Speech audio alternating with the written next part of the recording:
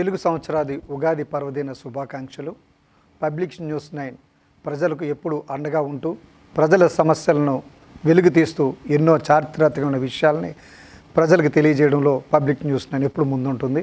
అదే క్రమంలో ఈరోజు ఉగాది పర్వదిన సందర్భంగా ప్రత్యేక కార్యక్రమాలు నిర్వహిస్తూ ఉంది. ఆంధ్రప్రదేశ్ కాంగ్రెస్ అధ్యక్షురాలు గౌరవనీయులు వైఎస్ షర్మిల గారు బస్ యాత్ర చేస్తున్న విషయం తెలిసిందే. ఈ యొక్క సార్వత్రిక ఎన్నికల్లో ఏదో విధంగా ఆంధ్రప్రదేశ్లో తమ పాగా ఎగరవేయడం కోసం షర్మిల గారు కంకణం కట్టుకొని మరి తిరుగుతున్నారు.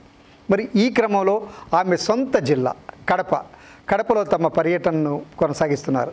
ముఖ్యంగా రాష్ట్ర ముఖ్యమంత్రి వైఎస్ జగన్మోహన్ రెడ్డి గారి సొంత అడ్డా, ఆ అడ్డాలో ఆమె తన యొక్క బస్సు యాత్రలో చేసినటువంటి ప్రచారంలో ఒక ఎదురు దెబ్బ తగిలిందనే చెప్పొచ్చు. బస్ యాత్ర పర్యటనలో కడపలో ఉన్నటువంటి షర్మిల గారు ఒక చక్కటి ప్రశ్న వేశారు, అంటే సవాల్ కూడా ఇవ్వచ్చు. ఈ యొక్క సభకు విచ్చేసినటువంటి వాళ్ళలో దమ్మున్న వాళ్ళు ఎవరైనా వైఎస్ జగన్మోహన్ రెడ్డికి ఎందుకు ఓటు వేయాలి అని ఆవిడ నిలదీయడంతో ఒక యువకుడు చాలా పరుగునే వచ్చాడు. ఎందుకంటే ఆవిడ అడిగినటువంటి ప్రశ్న అలాంటిది. దమ్మున్నదా అనేటువంటి ప్రశ్నకు ఆ యువకుడు వచ్చి, అక్క నాకు దమ్ముంది, మీరు వైఎస్ రాజశేఖర రెడ్డికి బిడ్డగా మీరంటే మాకు చాలా అభిమానం, ఎంతో గౌరవం. కానీ 2011 నుండి ఈ రోజు వరకు మాకు అండగా దండగా ఉన్నది వైఎస్ జగన్మోహన్ రెడ్డి గారు. ఇది మాకే కాదు, రాష్ట్రంలో ఉన్న పేద ప్రజలందరికీ అండగా నిలిచినటువంటి రాజశేఖర్ రెడ్డి గారు కుమారుడు జగన్మోహన్ రెడ్డి గారు అంటే మాకు అభిమానం, ఆయనకి పట్ల మాకు అభిమానం ఉంది, గౌరవం ఉంది. మీరు తెలంగాణ బిడ్డగా ప్రకటించుకున్నారు, అక్కడికి వెళ్ళి మీకు నేను అండగా ఉంటానని చెప్పి పార్టీ పెట్టారు, కానీ అక్కడ మీరు ఎటువంటి పోటీ చేయలేదు.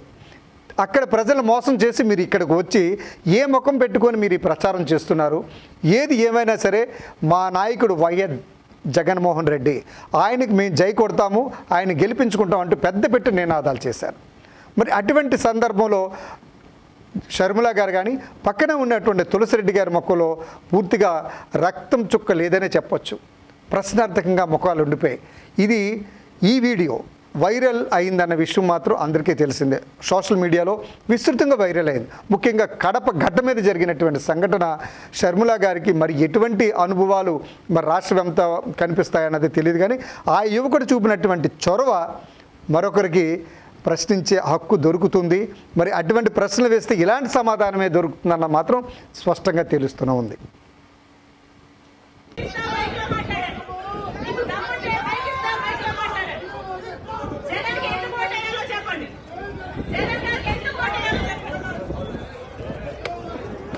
అక్క నమస్తే అక్క. అక్క నమస్తే అక్క. అంటే 2011లో పార్టీ పెట్టినప్పటి నుంచి జగన్మోహన్ రెడ్డి గారు మా కోసం తిరుగుతానే ఉన్నాడు. మా ఈ సమస్యలు ఏముండే మా కోసం వచ్చినాడు, విన్నాడు, మా సమస్యలు విన్నాడు, నేను ఉంటానని చెప్పినాడు. చెప్పిన మాట ప్రకారం జగన్మోహన్ రెడ్డి గారు మాకు అన్ని చెప్పిన ప్రతి ఒక్క హామీ నెరవేర్చినాడు.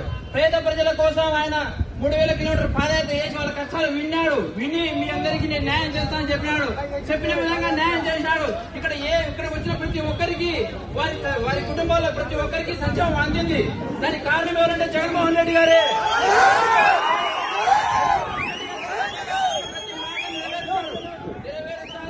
ఆయన మా కోసం ఉంటాడు కూడా, ఎప్పటికి కూడా ఆయన మాతో ఉంటాడు. మీరు అన్ని చెప్తున్నారు కానీ మీ కుటుంబ సమస్యలేవో మీరు చెప్తున్నారు, కాదనిలేవో అవి మీ వ్యక్తిగతంగా ఉన్నాయి. కానీ మీరు ఆ రోజు తెలంగాణలో కూడా చెప్పారు, నేను తెలంగాణలో ఉంటాను, మీకోసం ఉంటాను, పోటీ చేస్తానని చెప్పారు.